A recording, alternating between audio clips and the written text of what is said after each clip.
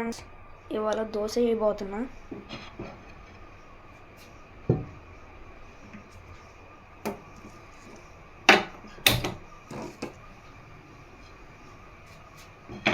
ముందర stove on చేసి పెనం వీటెక్కాలి.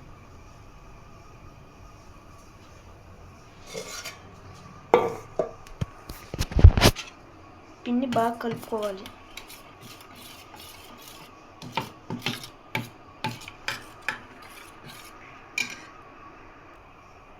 పెనం వీటెక్కిన తర్వాత ఫ్రెండ్స్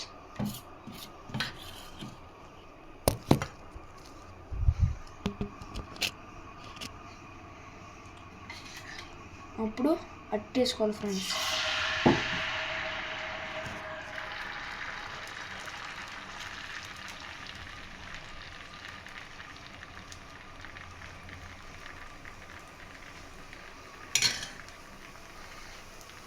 ఓకే ఫ్రెండ్స్, సబ్స్క్రైబ్.